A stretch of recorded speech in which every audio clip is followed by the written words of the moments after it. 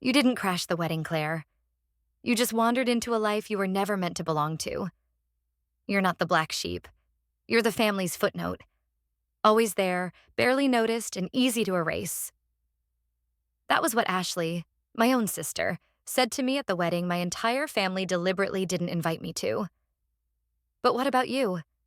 Have you ever been treated like an afterthought by the very people who were supposed to love you most? Like your existence was just inconvenient? If you have, then this story is for you. Stay. Listen.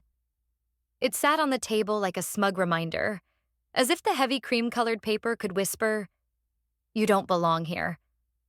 The invitation hadn't come to me, of course.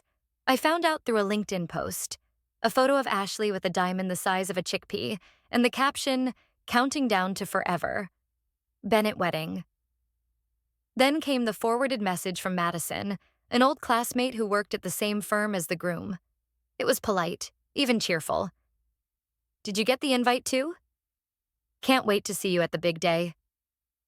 Mom once said, "Weddings are family affairs, no drama, no Claire." Well, I guess that still stands. The apartment was quiet except for the ticking of the wall clock and the soft hum of traffic 5 floors below. I leaned back into the worn couch, letting the silence soak into my skin. The morning sun filtered through the blinds, casting long stripes of light across my living room. A modest space, but entirely mine. I'd worked hard for it, harder than anyone in my family gave me credit for. I opened the fridge more out of habit than hunger. Leftover pasta, oat milk, a forgotten apple.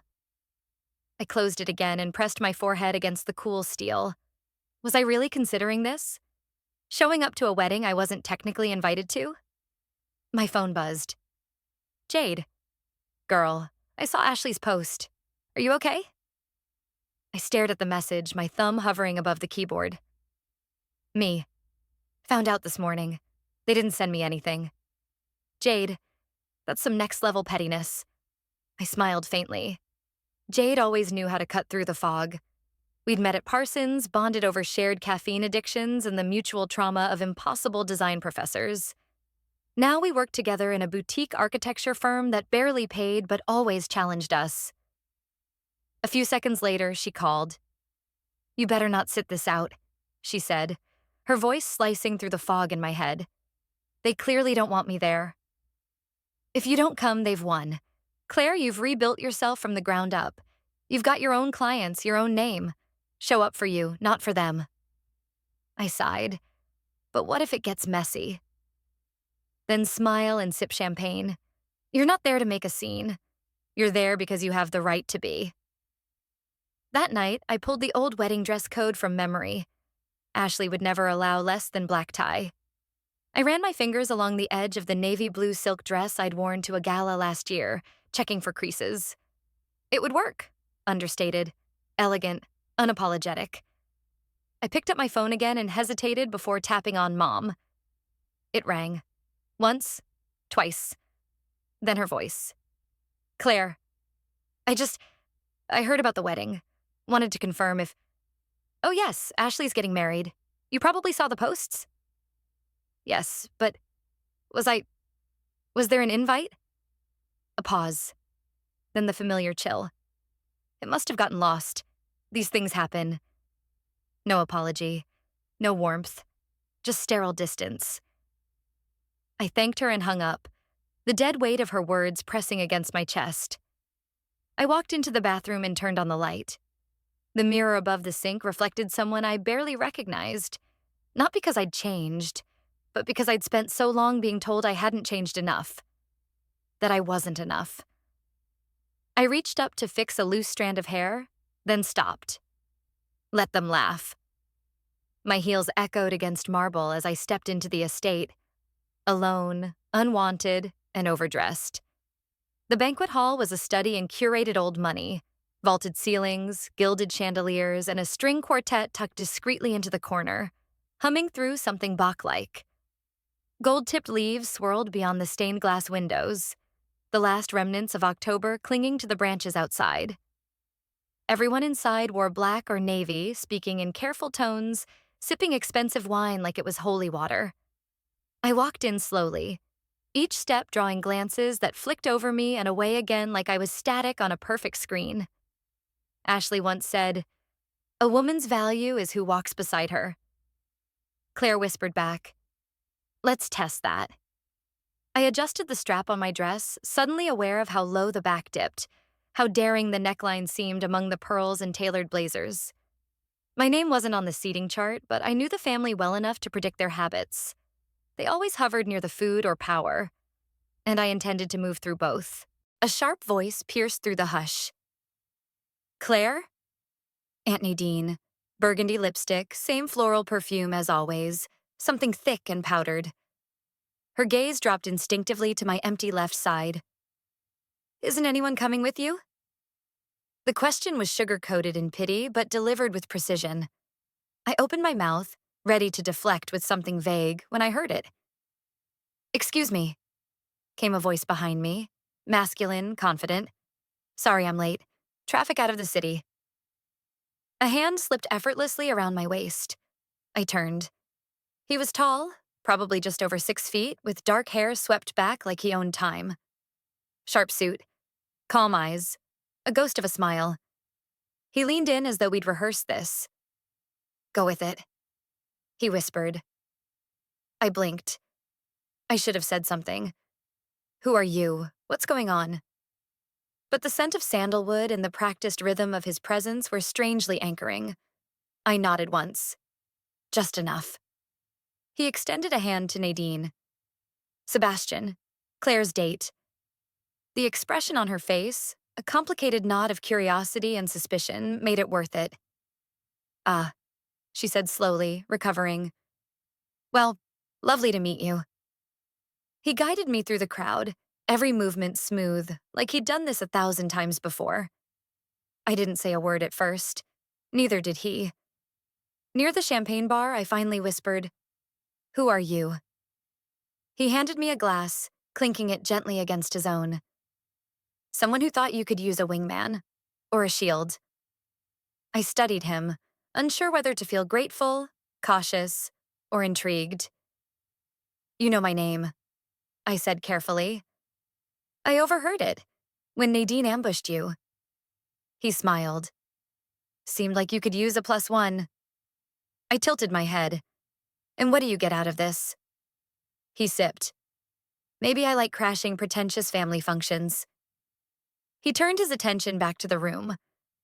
As we moved through the clusters of relatives, I noticed the change, subtle at first, then unmistakable.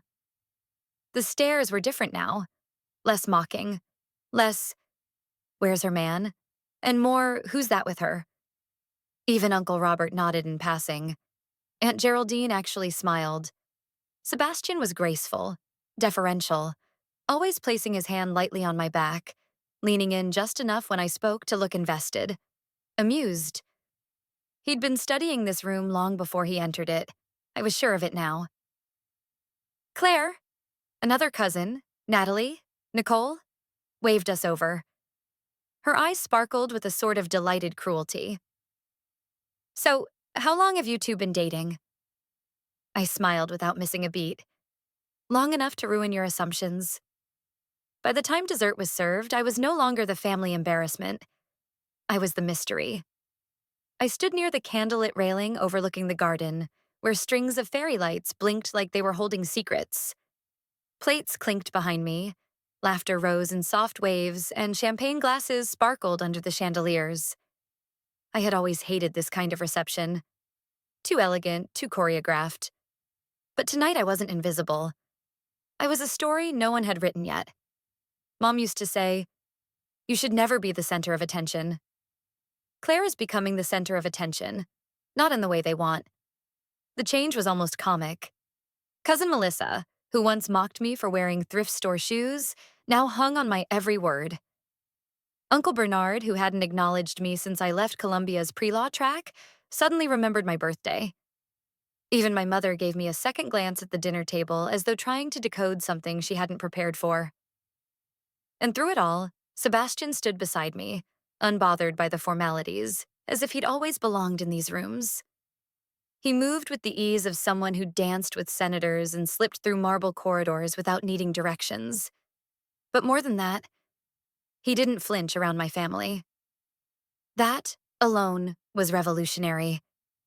He turned toward me during a lull in conversation. "You know," he said quietly, "I've read your work." I blinked. "My work?"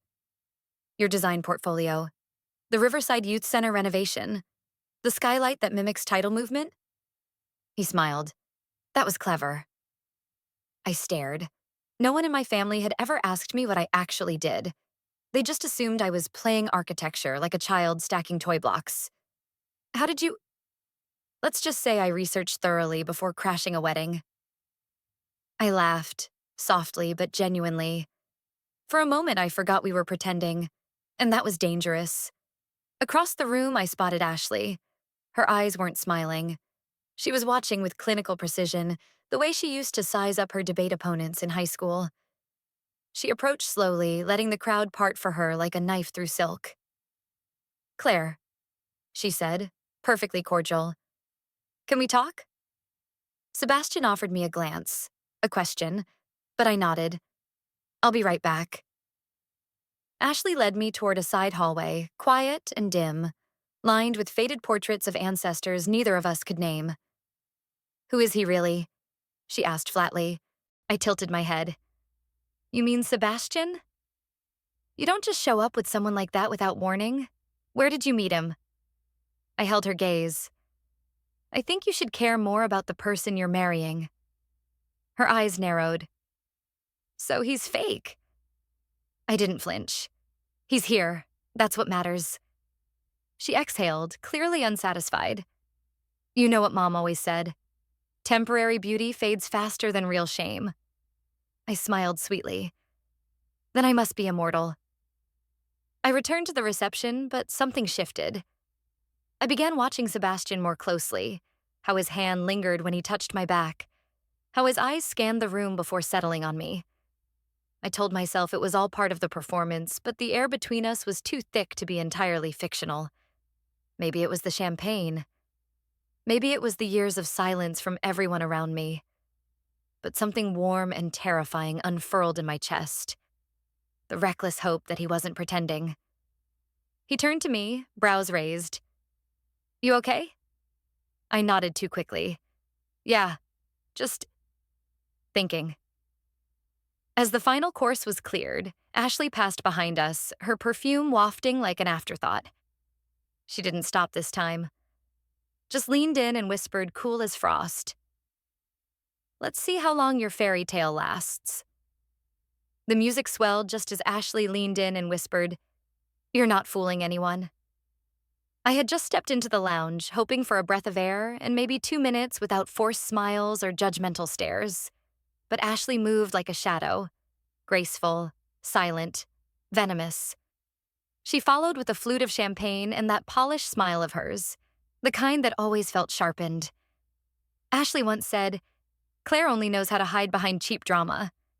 Now she's putting on a show of her own to turn the tables. "Lovely dress," she began, swirling the glass. "Vintage, right?" "That's so you." I stayed silent. "So," she continued, tilting her head, "how did you and Sebastian meet?" I forced a casual shrug. "Through friends." "Which friends?" Her tone was light, but I saw the glint in her eyes. A lion circling, already smelling blood. I didn't answer fast enough. A second's pause was all it took. She turned, not toward me, but to Aunt Margot, who'd wandered just close enough.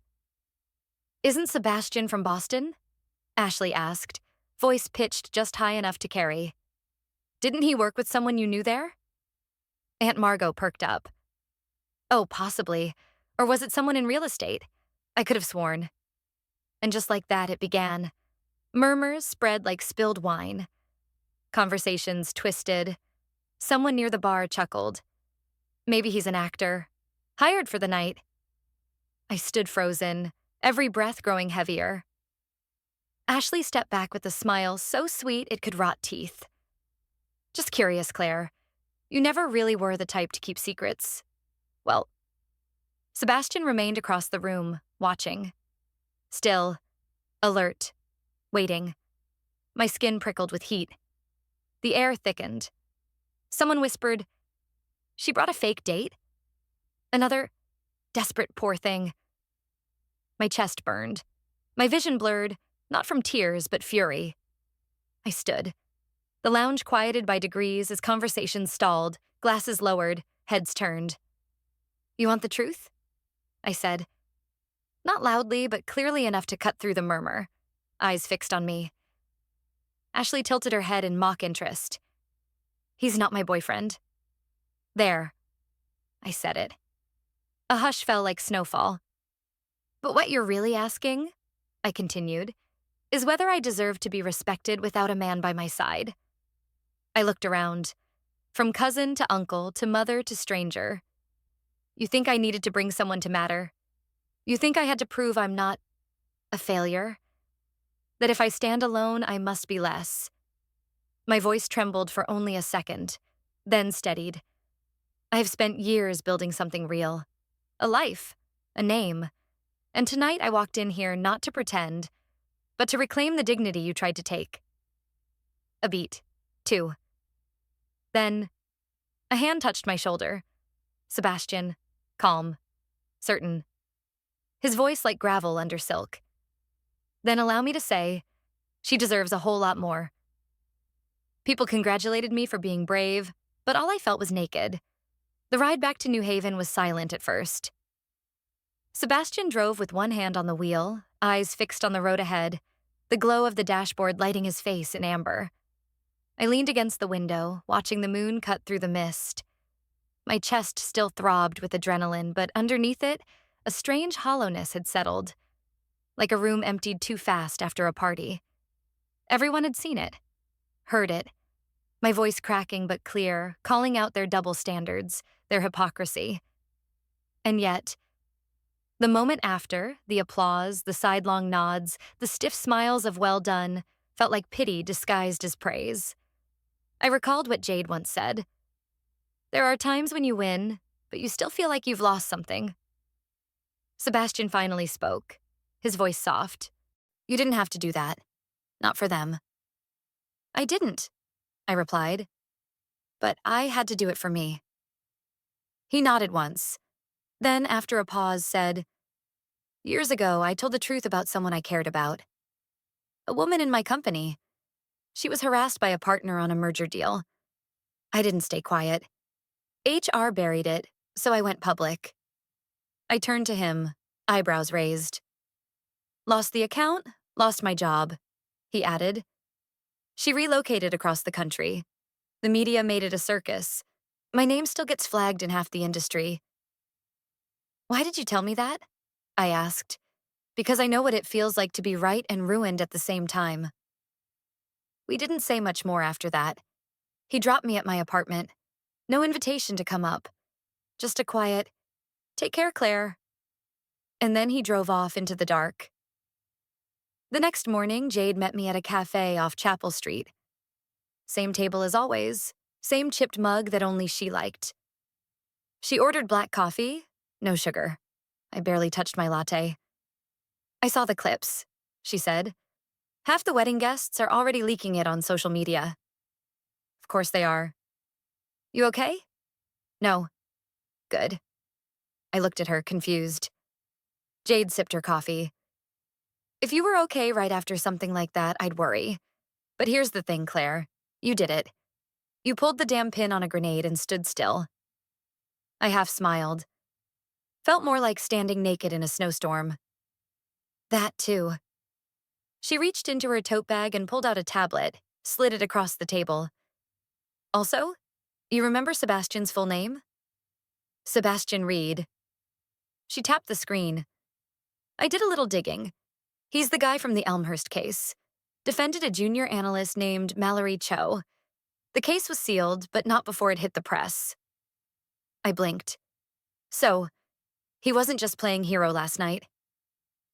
Number, but he's been one before. I looked away, out the window. Students passing by in coats, laughter curling in the air. I let that warmth settle.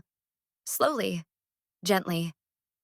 He didn't save me last night, I said aloud, more to myself than her. I did. Jade grinned. There she is.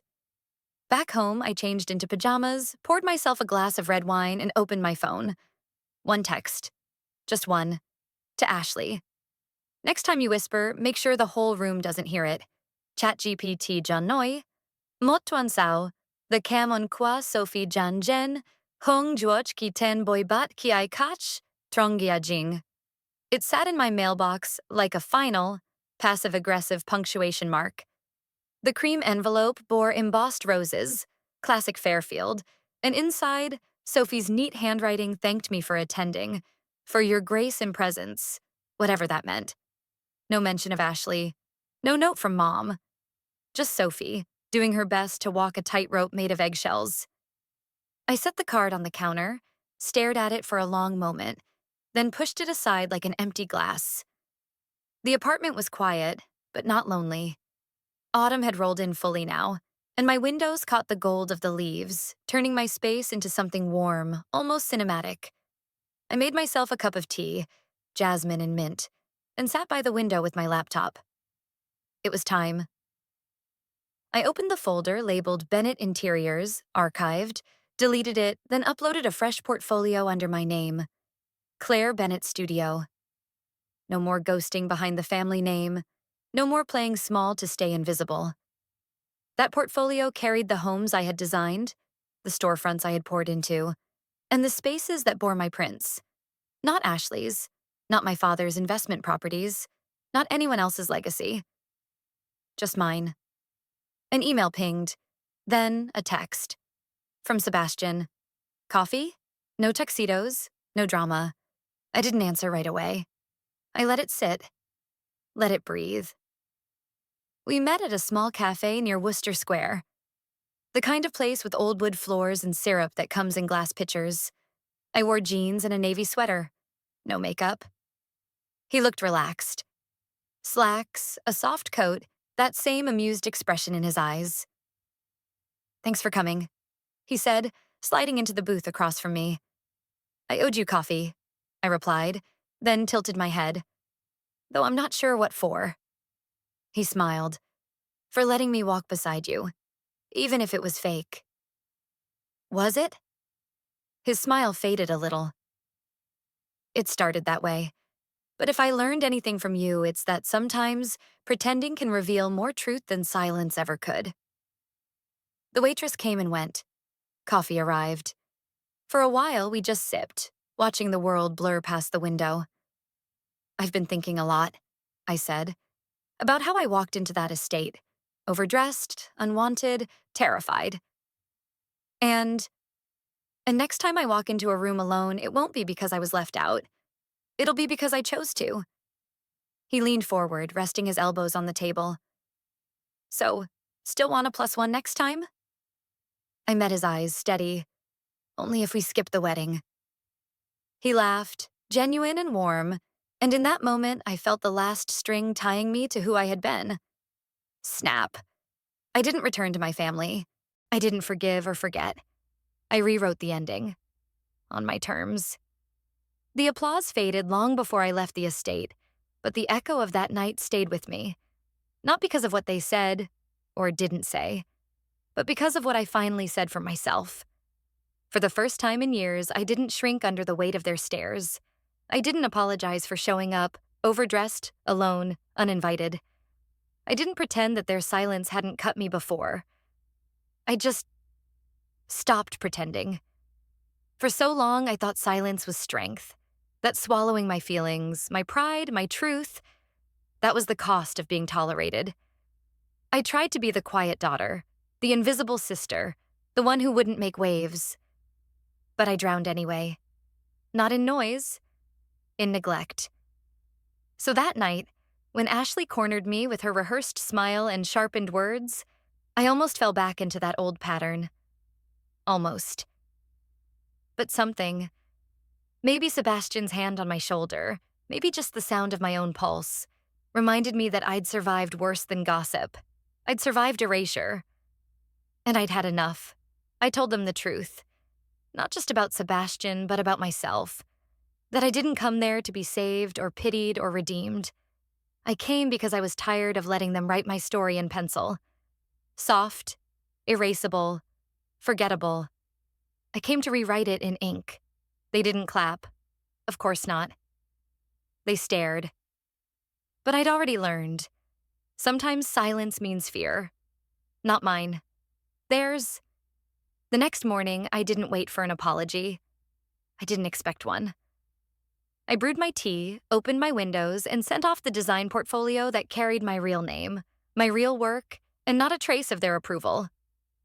That was my declaration. Not of war, but of independence.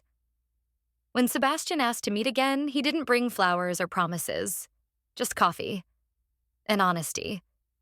He wasn't there to continue a fairy tale. He was offering a clean page. One where neither of us had to pretend. And for the first time, I didn't feel like I had to say yes or no right away. I had time. I had space. I had choices. That, I realized, was the real revenge. Not their regret, not their whispers, but the fact that I no longer needed any of it. I didn't win by humiliating them. I won by refusing to let them define me. I've come to learn that justice doesn't always come crashing in like a courtroom verdict or a public apology. Sometimes it arrives in quiet decisions, in not showing up when they finally invite you, in choosing the window seat over a place at their table. Like the final chord of a long-forgotten melody, justice may arrive late. But once it plays, it stays. I'm no longer the one who wasn't invited. I'm the one who doesn't wait to be. And the next time I walk into a room alone, it won't be because I was left out. It'll be because I chose to. If this story spoke to something in you, if you've ever walked into a room knowing you weren't wanted but stood tall anyway, don't leave quietly. Like this video to show you're done shrinking. Subscribe if you're ready for more stories that peel back the silence and speak truth out loud. And comment below. Have you ever been erased by your own family and found your voice anyway? We want to hear it. There are more stories like this on the channel. Stories of quiet power, second chances, and unexpected triumphs. You're not alone. You were never irrelevant. And your story? It's just beginning.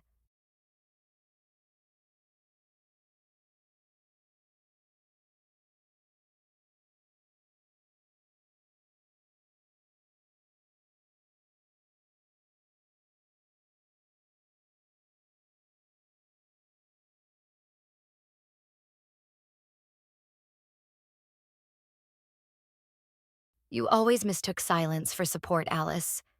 But the truth is, we never pushed you away. We simply stopped pretending. You were never part of this legacy. You were an experiment, a deviation, something we tolerated, hoping you'd eventually outgrow your delusions. And yet here you are, dressed like success, waving numbers around like they can substitute for dignity. Those were my mother's words, right in the middle of what they called a family intervention. It's heartbreaking when the cruelest words come from the very person who gave you life. Has anyone here ever been torn down by the people who were supposed to love you most? If so, then this story is for you. As the tires of my Audi crunched into the curbside gravel, I took a breath that wasn't quite calming. The Harper mansion loomed behind me. Pristine white facade, pruned hedges, windows that held too many memories behind glass. I pulled out my phone and typed with deliberate fingers. Finalize Tokyo and time the entrance at 7:30. It's war. Jenna's reply was just a single thumbs-up emoji.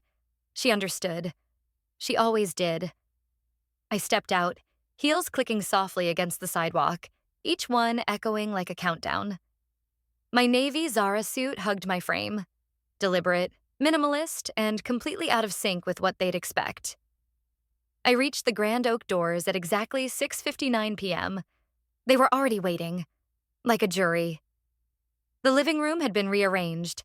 All the vintage leather chairs had been pulled into a semicircle. A fake olive tree in the corner added a weird Mediterranean aftertaste to the tense New York air. My mother sat front and center, wearing pearls and a concerned expression she must have practiced. Margaret Harper never cried, but she knew how to weaponize disappointment. Zara? Diana scoffed, her eyes dragging along my outfit. Bold choice. I smiled, smooth and practiced. Sustainable, like this family, I hope. No one laughed. Sit, Alice, my father said. Richard Harper Sr. didn't raise his voice. He never needed to. His authority came with his surname and the fact that he still signed paychecks for half the room. I sat. There was a faint clink as my Patek Philippe tapped the glass tabletop. Deliberate. Accidental. I placed my phone face down. Not to hide anything. To control the tempo. You walked away from the firm, he continued. And the life we gave you. That wasn't rebellion, Alice. It was regression. Regression. I nodded slowly, as if filing the term for future dissection. You had a seat on the legal board. You had a place in the Harper succession plan, added Aunt Evelyn, swirling her wine like she wasn't the real estate equivalent of an unpaid billboard. You traded it all for what? Emails and coffee runs? Daniel chuckled. Always the golden boy. Executive assistants in Brooklyn make what, 70 grand max? 75, I corrected softly. Then I glanced at my watch. 7:24 p.m. My heart didn't race. It paced. Enough dancing around, my mother said, hands folded on her lap. We care. That's why we're stepping in. I tilted my head, just a fraction. You've been adrift, Alice, my father said. Which is why we've arranged something. Wallace & Sons is willing to reconsider you. Of course, you'll start smaller this time, assistant counsel under Daniel's supervision. Earn back our trust, Victoria added like a closing argument. I looked around the room, all those eyes scanning me for signs of surrender. I inhaled once, gently. Then I chuckled. It wasn't loud, but it sliced.